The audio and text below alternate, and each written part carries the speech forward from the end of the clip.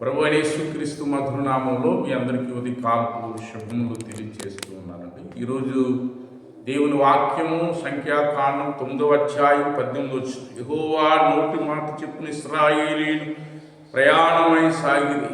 యెహోవా నోటి మాట చెప్పిన వారు తమ గుడారములను వేసుకున్నారు. ప్రియా దేవుని బిడ్డలారా, ఇది కాలం దేవుని మాట చెప్పిన ఇశ్రాయేలీయులు వాళ్ళు ప్రయాణం సాగారు.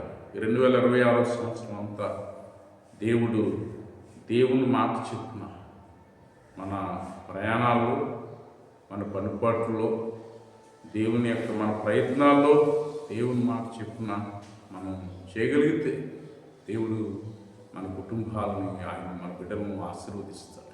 ఉదయకాలం దేవుని బిడ్డలారా, ప్రభు వాక్యం మనకి సెలవిస్తుంది. లోకరాసిన సువార్త 5వ అధ్యాయం 5వ వచనంలో యేసు ప్రభువు వారు ఉదయమున ఆయన పేతురు దగ్గరికి వెళ్ళినప్పుడు పేతురు వలలు బాగు తీసుకుంటూ ఉన్నాడు. పేతురుని నీ దోని లోతుకు నడిపించి వలవేయమని చెప్పినప్పుడు మరి పేతురు అన్నాడు, అయ్యా రాత్రి అంతా మేము ప్రయాసపడ్డాం కానీ ఒక చేప కూడా మనకు పడలేదని చెప్పినాడు. అయినను నీ మాట చెప్పున మేము వలవేతుమని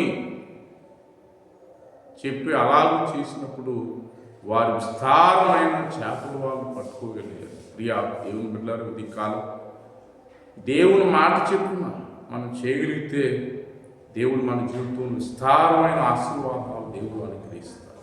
ద్వితీయోపదేశకాండం 28వ అధ్యాయం 2వ వచనంలో నీ దేవుని యెహోవా మాట విని ఎడల ఈ దీవెనలన్నీ నీ మీదకి వచ్చి నీకు ప్రాప్తించింది. దేవుని మాటలు విని వాటి ప్రకారం మనం జీవించినప్పుడు దేవుడు విస్తారమైనటువంటి దీవెనలు మీ మీదకి, మీ బిడ్డల మీదకి ఆయన ఉదయకాలం ప్రార్థించునుగాక.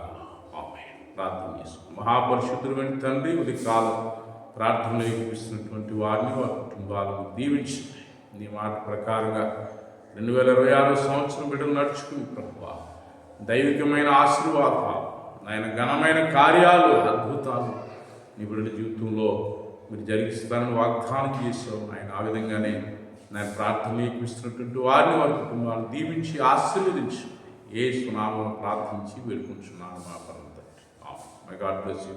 దేవుడిని దీవించి ఆశీర్వదించుగాక.